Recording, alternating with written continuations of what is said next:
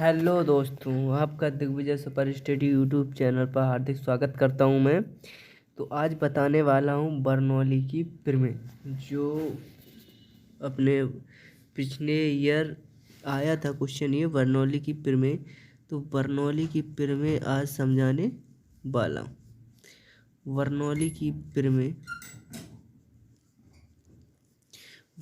प्रमेय बताने वाला हूं। तो उसे समझने के लिए थोड़ा सा टफ लगता है लोगों को, लेकिन इससे सरल कुछ भी नहीं है। ये बहुत सरल है। आप दिमाग में अपने इमेज बनाओ कि ये बहुत सरल है, ये बहुत ही सिंपल है। अभी देखते हैं कैसे सिंपल लगेगा। बहुत ही सिंपल है ये, देखिए।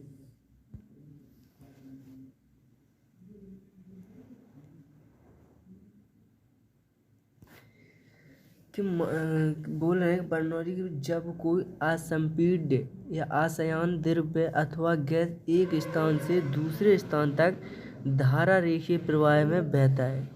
इसका मतलब क्या है, देखिए।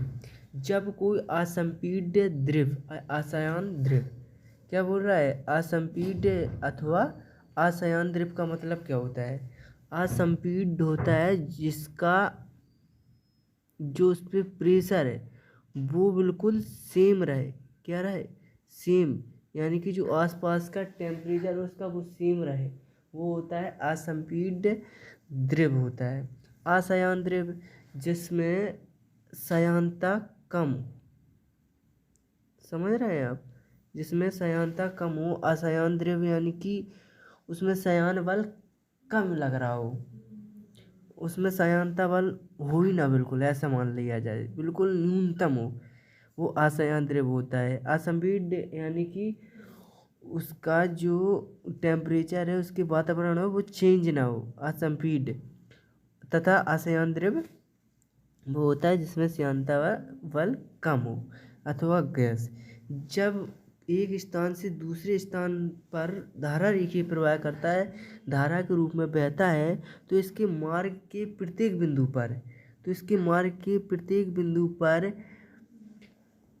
बिंदु पर उसके एकांक आयतन की कुल ऊर्जा, यानी कि उसके एकांक आयतन का मतलब है, ऐसे कोई बिंदु मान लिया जाए, कोई एक बूंद मान लिया जाए, उसका आयतन, कुल ऊर्जा अर्थात दाब ऊर्जा, गतिज ऊर्जा तथा स्थितिज ऊर्जा का योग एक नियतांक होता है।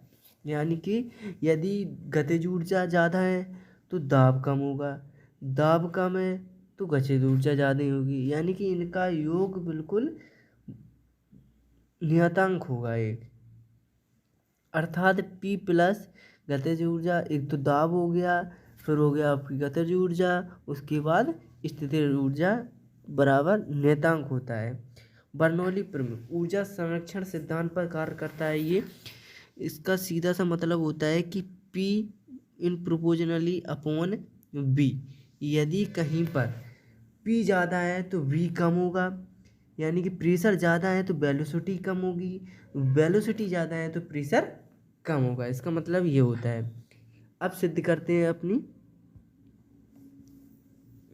बर्नौली प्रमेय किस प्रकार से सिद्ध करनी है, और इसकी एग्जाम्पल भी देखेंगे बहुत अच्छे तरीके से।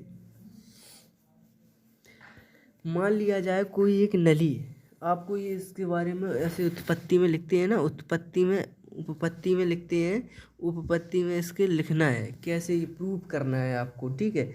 मान लिया जाए, ये सब लिखना है जो मैं बोल रहा हूँ। जैसे मान लिया जाए कि ये कोई नली है एक्स वाई, जैसा कि इसमें देख रहे होगे आप, कोई नली है एक्स वाई नली है, जिसका एक्स सिरे के क्षेत्रफल A1 और प्रेशर P1 और हाइट H1 है, जिससे दाब जो द्रव है वो V1 वेग से प्रवाह हो रहा है, जिसके बाई सिरे पर द्रव निकल रहा है, जिसका सिरा पृथ्वी तल से, ये क्या है, नीचे आपका है पृथ्वी तल है नीचे आपका, ठीक है, पृथ्वी तल है नीचे, और उसका जो दूसरे सिरे बाई सिरा है जो पृथ्वी तल से h2 ऊंचाई पर है, जिसके सिरे का क्षेत्रफल a2 है तथा उसमें द्रव v2 वेग से निकल रहा है। तो अब करेंगे प्रूव। ठीक है, तो अब क्या करेंगे, सबसे पहले तो A1 से जो x सिरा है उससे निकलने वाले द्रव पर एक सेकंड में u1 दूरी तय करता है। एक सेकंड में u1 दूरी तय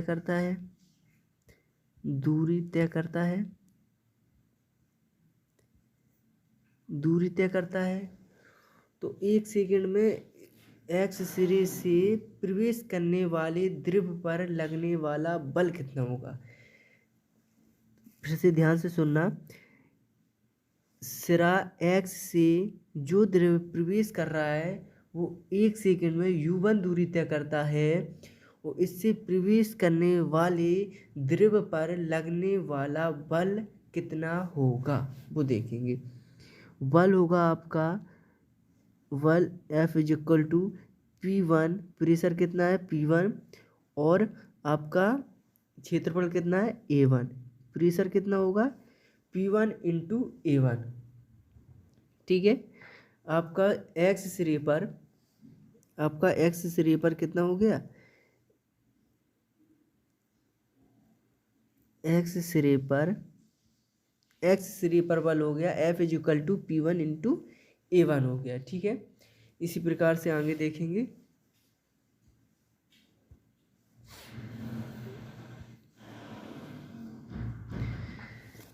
तो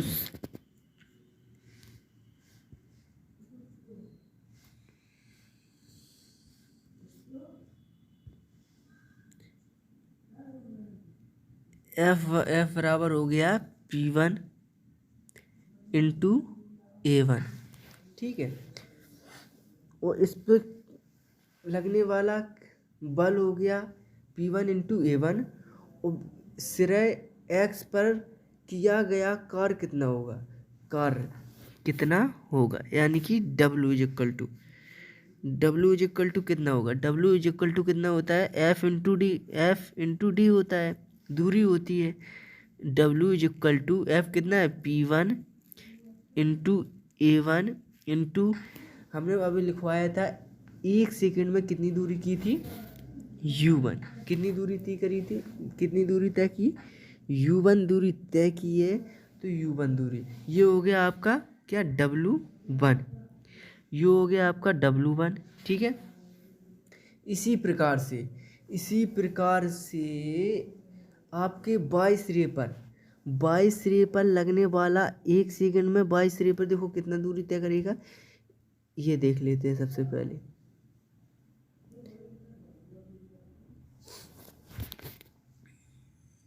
बाई सिरा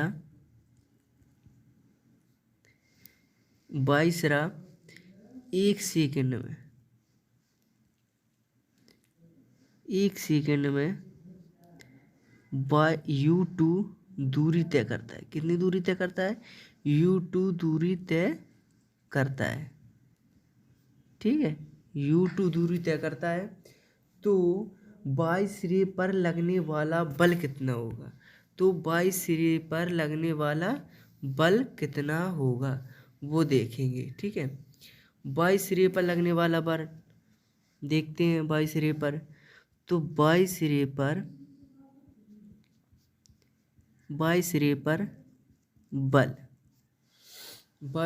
बल कितना हो जाएगा, F इज इक्वल टू देखो P2 है, यहाँ पे प्रेशर कितना है P2 और क्षेत्रफल कितना है A2। ठीक, तो इस पर किया गया कार्य एक सेकंड में दूसरे सिरे बाई से निकलने वाले द्रव पर किया गया कार्य कितना हो जाएगा, P2 इंटू A2 इंटू दूरी कितनी है y2, अभी लिखवाए u2 है दूरी, कितनी है u2 दूरी है। तो ये क्या हो गया आपका, होगा ये W2। ठीक है, ये हो गया W2 हो गया। तो अभी लिखेंगे हम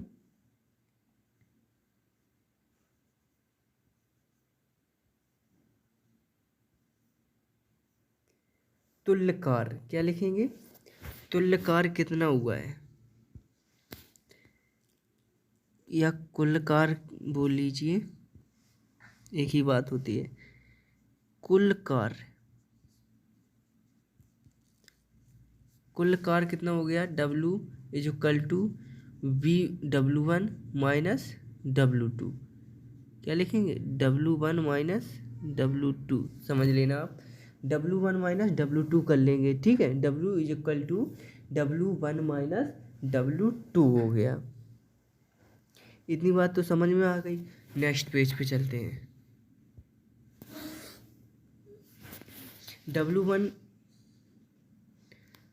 W is equal to W1 minus W2 हो गया, ठीक है।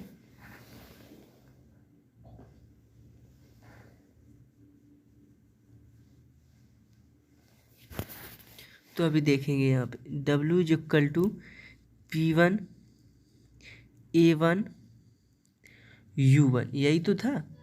और यहाँ पे कर देंगे P2 into A2 into U2 हो गया, ठीक। W इज इक्वल टू, तो यहाँ से हम क्या कर लेंगे, यहाँ पे देखते हैं। यहाँ पे आप एक बात बताइए मुझे कि यहाँ से जितना पानी जाएगा, क्या होगा? यहाँ से जितना पानी जाएगा उतना ही पानी तो यहाँ निकलेगा, यानी कि आयतन दोनों सिरों के बराबर होंगे। वेग अलग अलग होंगे, क्षेत्रफल अलग अलग होगा, लेकिन निकलने वाला द्रव उतना ही होगा।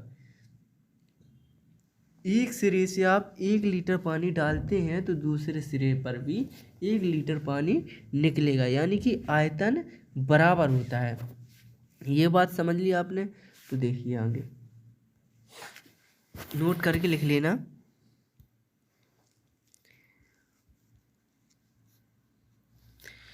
कि V,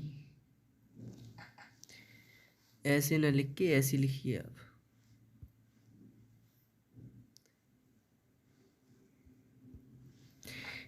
A1 into U1 is equal to A2 into U2, ठीक। ये क्या है? ये आयतन है, वो आयतन हर हमेशा क्या होता है, इसमें बराबर होता है, बराबर होता है। ये पता होगा आपको, बराबर होता है, ठीक। बराबर होता है तो हम लिख सकते हैं, यहीं पे सीधे लिख सकते हैं कि किसके बराबर होता है? V के। यहाँ हम क्या मान लें? दोनों को V मान ले रहे हैं, आयतन, वॉल्यूम उसका, ठीक है। वॉल्यूम V मान ले रहे हैं। तो आगे देखिए, हमने V मान लिया तो W, यहाँ से क्या था? W था। यहाँ पे क्या कर लेंगे? P1 into V minus P2 into V। यहाँ पे कर लेंगे हम V कॉमन कर लिया तो P1 माइनस P2 हो गया, ठीक। इतना हो गया। ये आ गया आपका कार। ये क्या हो गया? ये तो आपका W हो गया। अब देखते हैं क्या करना होगा कि जो इस सिरे से जो पानी निकल रहा था X सिरे पर, गतिज ऊर्जा देखते हैं कितनी होगी। गतिज ऊर्जा कितनी होगी? X सिरे पर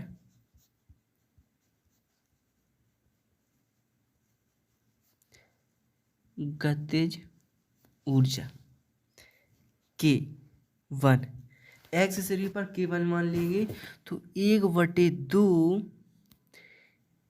mv1 स्क्वायर क्या हो जाएगा? mv1 square. इसी प्रकार से दूसरे पे देखेंगे, y सिरे पर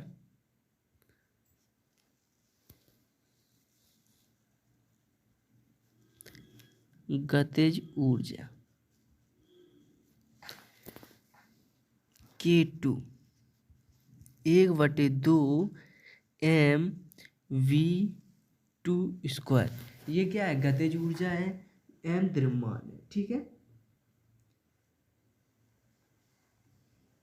इतना हो गया। तो अब लिखते हैं कुल गतिज ऊर्जा, ठीक है। ये क्या हो गया? कुल गतिज ऊर्जा क्या हो गया? मान लेंगे डेल्टा के। संयांता कम हो तो एक्स रे पर गतिज ऊर्जा उसमें K2 = 1/2 mv2 स्क्वायर हो जाएगा। बिल्कुल ऐसा m द्रव्यमान है, जहाँ v2 बाई सिरे पर वेग है v2, ठीक है। यहाँ पे हो गया।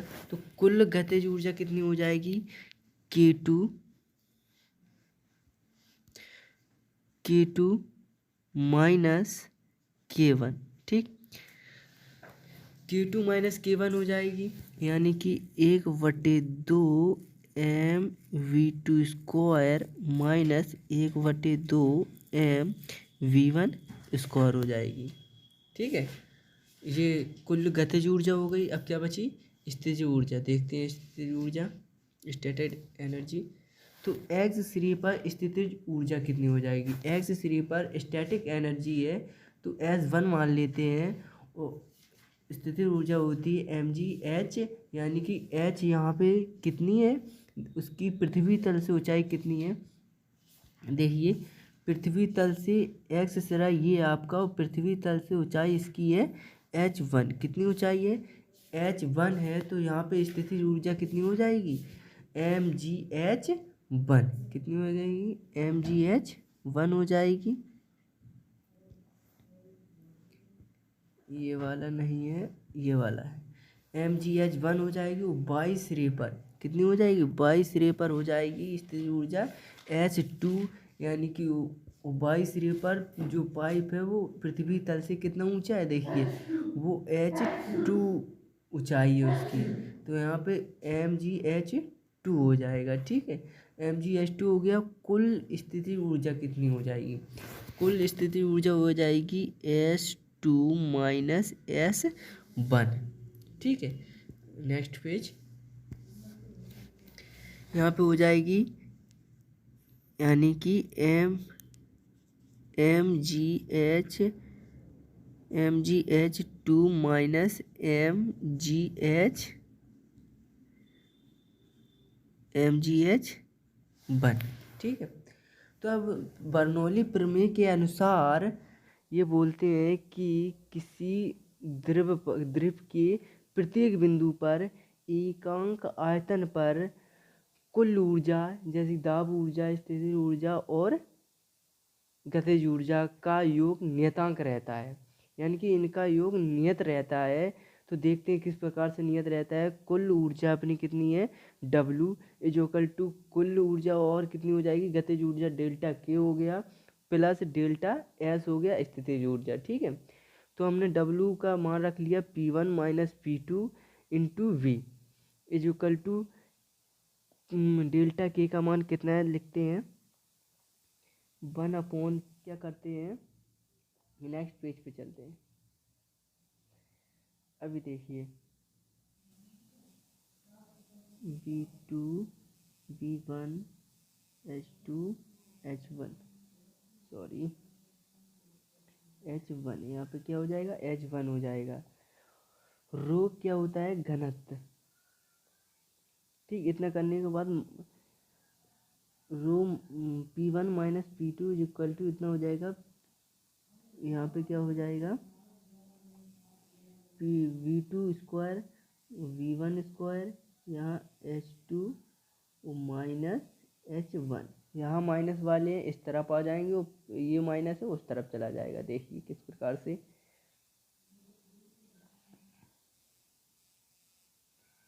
P1 प्लस 1/2 m, सॉरी,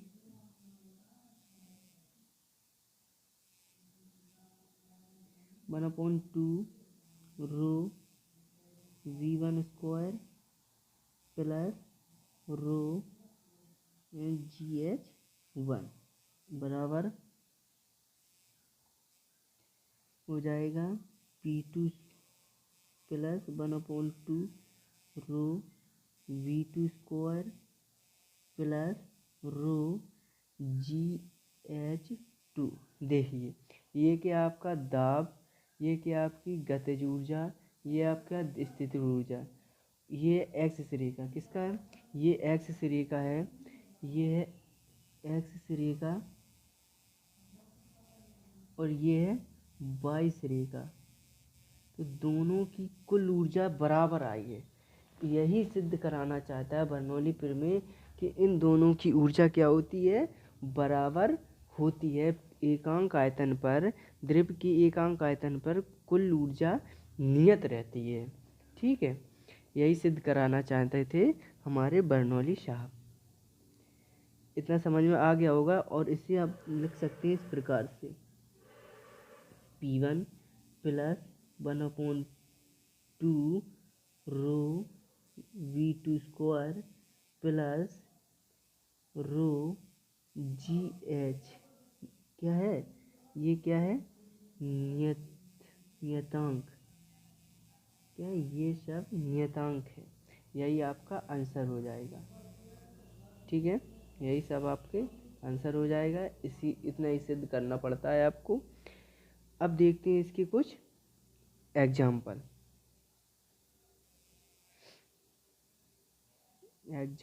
आपको बहुत अच्छे से दिखाते हैं।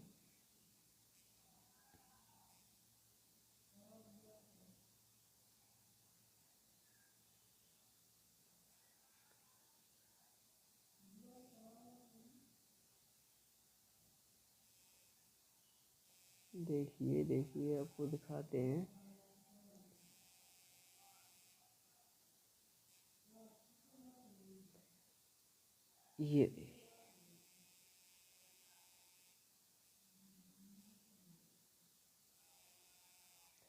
ये क्या है, एक बस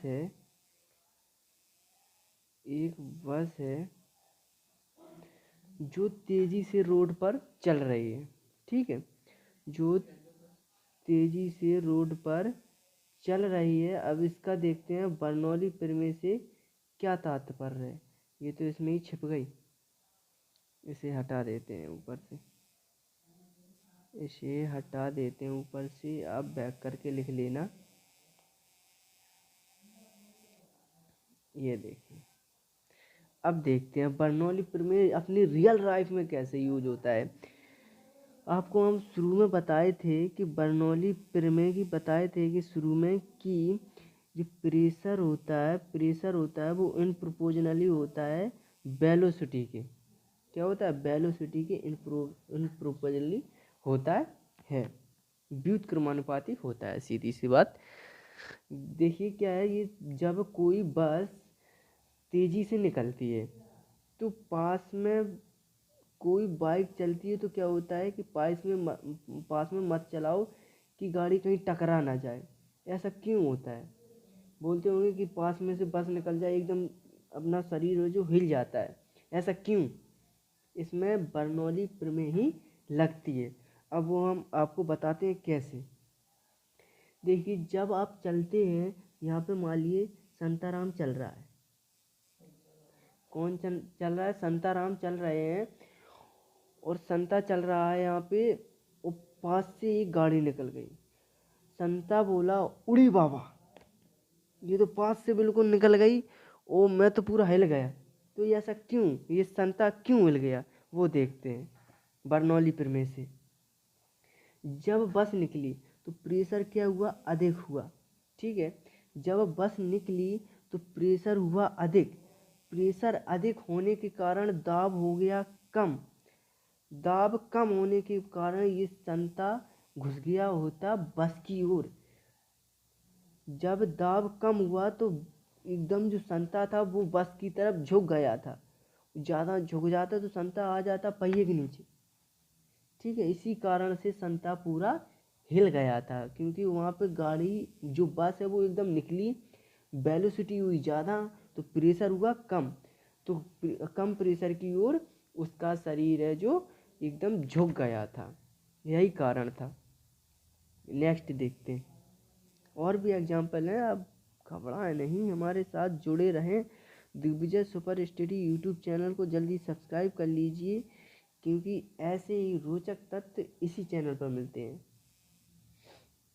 ये देखिए, संता की झोपड़ी, ये क्या है? ये है संता की झोपड़ी। देखिए, ये है संता की झोपड़ी। तो यहाँ पे एक दिन संता बैठा हुआ था, यहाँ पे संता एक दिन बैठा हुआ था। तो क्या हुआ कि एक दिन आई आंधी। क्या आई?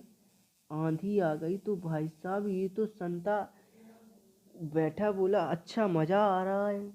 तो आंधी हो गई तेज, तो हवाएं चलने लगी बहुत तेजी से।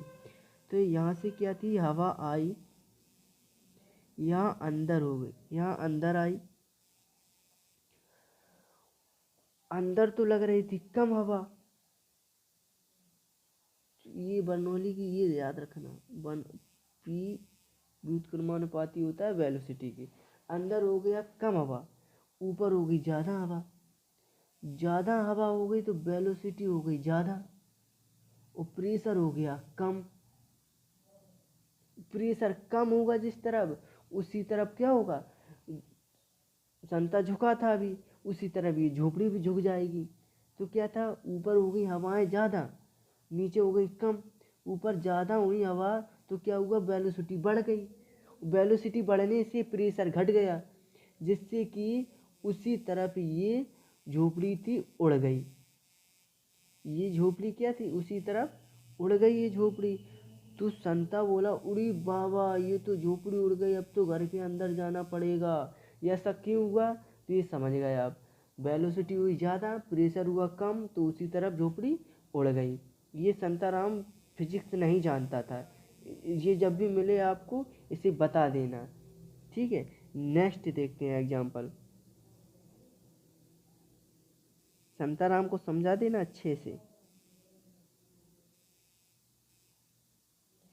बोलना बेटा संताराम, यहाँ तुम्हें कुछ पता नहीं है फिजिक्स क्या होता है, सिखाते हैं तुमको। ए ओ भैया, बुलेट ट्रेन आ गई भाई मेरे। ओफो, बुलेट ट्रेन हमने तो भाई देखी नहीं, इसमें ही देख लेते हैं। चलो देखते हैं बुलेट ट्रेन की लॉजिक। ठीक है, आ गई भैया बुलेट ट्रेन। तो बुलेट ट्रेन है, ठीक है, गलत बता रहे हैं तो माफ़ करना। एक बार क्या हुआ, संता गया बुआ के यहाँ। तो यहाँ पे संता रोड पे खड़ा था, ठीक है। बुआ के यहाँ गया तो संता रोड पे खड़ा हुआ था। तो वहाँ पे कोई बुजुर्ग आदमी खड़े थे।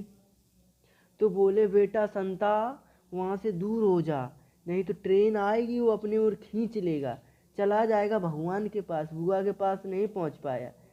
संता बोला अच्छा मुझको सिखा रही है वो बब्बा। तो संता हो गया चलो बूढ़े हैं, बुजुर्ग हैं, दूर हट जाते हैं। तो संता हट गया, लेकिन संता सोचता रहा हम ट्रेन के हाथ है उसके, हमें पकड़ के खींच लेगा। ऐसा क्यों कहते हैं लोग कि खींच लेते हैं। देखा होगा आपके बड़े लोगों ने भी कहा होगा, बड़े लोगों की, लेकिन था सज्जन आदमी संता, दूर हट गया हाल। जानते हैं कि बड़े सही कहते हैं। तो दूर हट गया संता फिर, ठीक है। अभी देखते हैं क्यों क्यों दूर हट गया। संता ने फिर उनसे पूछा होगा, लेकिन बाबा को पता नहीं है, बता देना आप, ठीक है। क्यों हट गया, क्योंकि यहाँ से बुलेट ट्रेन निकल रही है, ठीक है। बुलेट ट्रेन यहाँ से निकलेगी तो पी व्युत्क्रमानुपाती होता है वेलोसिटी के होता है। तो यानी कि बुलेट ट्रेन निकलेगी और प्रेशर वेलोसिटी बढ़ेगा, क्या होगा, वेलोसिटी बढ़ेगा। वेलोसिटी बढ़ेगा तो प्रेशर घटेगा भाई साहब, और प्रेशर घटेगा तो प्रेशर कम की तरफ अपना शरीर झोंकेगा। इसी वजह से कहता है, इसी वजह से बुजुर्ग बाबा कह रहे थे कि खींच लेगा। खींच नहीं लेगा, वहाँ का हो जाता है प्रेशर कम, जिसकी वजह से वो उस तरफ झुक जाता है और ट्रेन के नीचे गिर पड़ता है, पहुँच जाते भगवान के पास। यही बरनौलीपुर में लगी थी, वहाँ पे क्या लगी थी, बरनौलीपुर में लगी थी वहाँ पे। बरनौलीपुर में के कारण ऐसा होता है, बाबा को बता देना। संता बच गया, नहीं लुढ़क जाता है यहीं पे। चलो देखते हैं आगे। नेक्स्ट, आज बहुत सारे एग्जाम्पल बताएंगे। बरनौलीपुर में रियल लाइफ से जोड़ के पढ़ो, फिजिक्स मज़ा आता है, बहुत मज़ा आता है। मुझे तो बहुत मज़ा आता है भाई, आपको आता है नहीं तो हम बता देंगे नहीं आता है। सब्सक्राइब कर लीजिए आप हमारा चैनल, बस हो जाएगा, इंटरेस्ट बढ़ जाएगा आपका। अरे यहाँ पे तो बॉल गायब हो गई, गायब हो गई भैया। चलो लाते हैं दोबारा से बॉल को। उड़ी बाबा, ये तो दोबारा से आ गया, इसे कैंसिल करते हैं।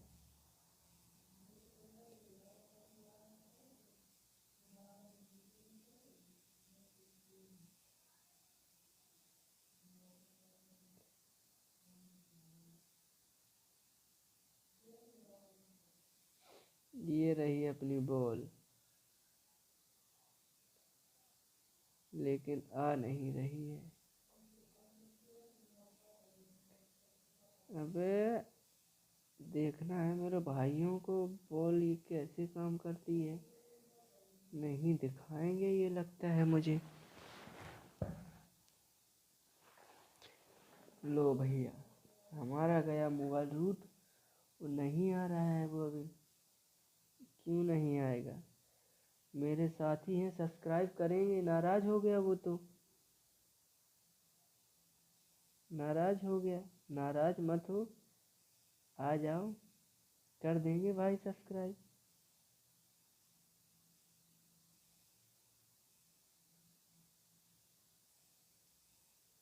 लो नहीं आ रहा है, क्यों नहीं, देख लीजिए यहीं पे, देख लीजिए। ये क्या है, ये लड़का है जो गेंद फेंक रहा है, ये समझता है मैं बहुत होशियार हूँ, गेंद को चकरिया देता हूँ, स्विंग हो जाती है गेंद, टेढ़ी मेढ़ी जाती है। वो क्यों जाती है टेढ़ी मेढ़ी, देखिए। वो फेंकता है गेंद, गेंद हो जाती है बहुत गति में, गति बढ़ने से क्या हो जाती है, वेग बढ़ जाता है, वेलोसिटी बढ़ जाती है, प्रेशर हो जाता है कम। यहाँ का प्रेशर वहाँ का प्रेशर होता है कम, तो क्या होती है, बॉल लहराती है। वो जिस तरफ हुआ प्रेशर कम, बॉल उसी तरफ घुस जाती है। ये संता को पता नहीं है, संता समझता है मैं बहुत होशियार हूँ, चकरिया लेता हूँ। नहीं बबुआ, वो हो जाती है क्या, वेलोसिटी ज़्यादा और प्रेशर हो जाता है कम, जिसकी वजह से गेंद घूमने लगती है और ये कट मारती है। और समझते हैं बाबूजी बहुत वो बढ़िया। तो समझ गए ना आप, संता मिले तो समझा देना उसे।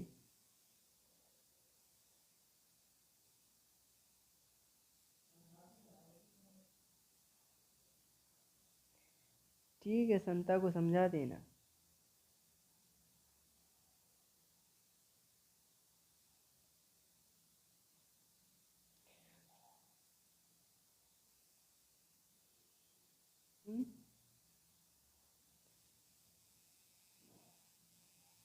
Thanks for watching.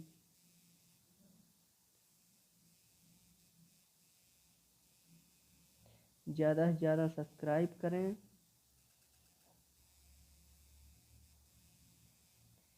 शेयर करें, ज़्यादा से ज़्यादा सपोर्ट करिए इस चैनल को। लाइक कीजिए, कमेंट कीजिए, और समझ में ना आया हो तब भी कमेंट कीजिए, मैं पूरी समझाने की कोशिश फिर से करूँगा। जो गलतियाँ हों उन्हें भी प्लीज़ कमेंट में लिख दें, जिससे कि हम अपनी गलती को संभाल सकें और एक अच्छी क्वालिटी आपको दे सकें। Thanks for watching, have a nice dream.